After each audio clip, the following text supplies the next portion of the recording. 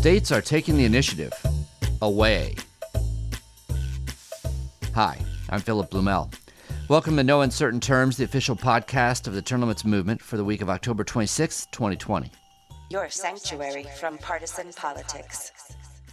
Historically, more term limits have been imposed in this country by the initiative process than by any other method. Is it just a coincidence, then, that many states started chipping away at the initiative process following the wave of successful state-level term limits initiatives in the 1990s? This assault on the initiative process continues in 2020, with an anti-initiative amendments appearing on ballots in 3 states next month. Let's discuss this ongoing story with Nick Tomboulides, Executive Director of U.S. Term Limits. Hey, Nick. Thank you, Philip. And yes, this is an important election update. As of this recording, over 60 million people have already voted in the 2020 presidential election. The eyes of the nation and even the world are focused on the race between Trump and Biden. But that also means people are distracted. And when people are a little bit distracted, that can create an opportunity for some sneaky political behavior. I know I'm paraphrasing Shakespeare a little bit, but mischief is afoot in the year 2020, particularly with some of these constitutional amendments going on in the states. As you said it, it's happening in 3 key states right now: Arkansas, Florida, and North Dakota. The political elite in these states are not attacking term limits directly, but they are attacking term limits indirectly. They are scheming to dismantle the citizen initiative process.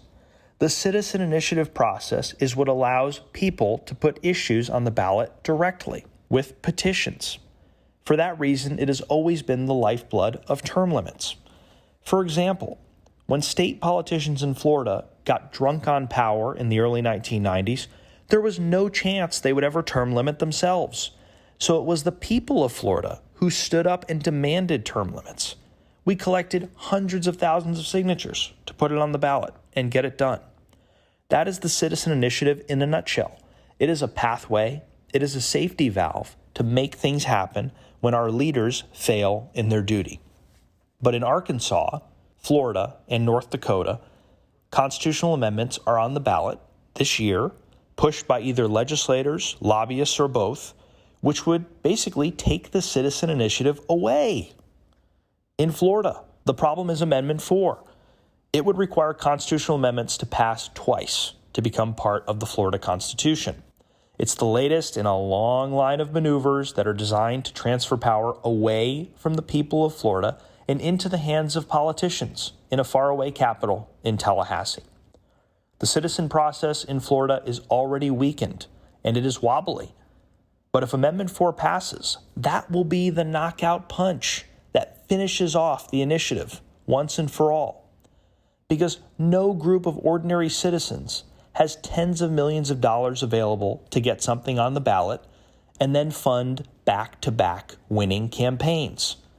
It is hard enough to do it once. Having to do it twice would give the Tallahassee insiders with unlimited war chests all the time they need to crush term limits and crush any other issue the people want. Amendment 4 is pretty ridiculous on its face when you think about it. Our politicians in Florida can win with a single vote. Bills in Tallahassee that they pass can pass by a single vote. So why should constitutional amendments initiated by the people of Florida have to pass twice by a margin of more than 1.6 million votes? Because as you know, they need to pass with 60%. It's a fundamental question of fairness. I'll give you an example. School board term limits. It's long overdue in Florida. We've talked about it on this podcast. We've come very close to getting it on the ballot, but the legislature refuses to budge. And if Amendment 4 passes, school board term limits will be dead and buried. Kiss them goodbye. We can't give politicians, lobbyists, and special interests a monopoly over the state of Florida. The people need a say. That's why we recommend a no vote on Amendment 4. In North Dakota, measure number 2 is very similar to Florida's Amendment 4. It would allow the state legislature to veto ideas that citizens put on the ballot and pass, and then force the people to do it all over again a second time. It is like Florida, forcing 2 votes on something when 1 vote is sufficient. That's measure 2 in North Dakota. It makes about as much sense as a screen door on a submarine. because the initiative process only exists to help people get around their sneaky politicians. So if you allow those sneaky politicians to veto any idea the people want, then you've basically killed the reason you have the initiative process in the first place. North Dakota is not a state with term limits. It's fertile territory for getting term limits, but if measure number 2 passes, North Dakota will never get term limits. So if you're in North Dakota, we recommend a no vote on measure number 2.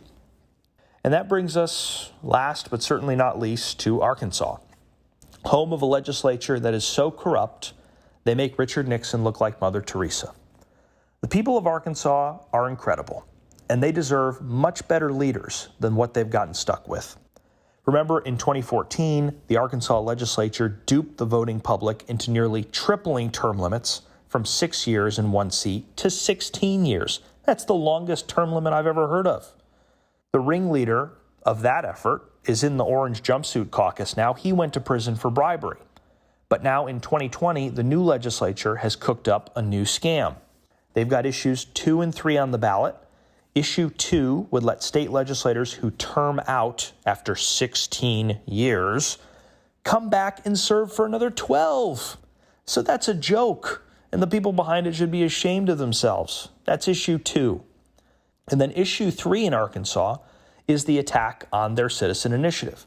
It would shorten the time citizens have to collect signatures for putting amendments on the ballot. It would shorten it considerably, and it would create new regulations that make it a lot harder to collect any signatures at all. The legislators there are hoping to cripple citizens' ability and right to make any meaningful changes.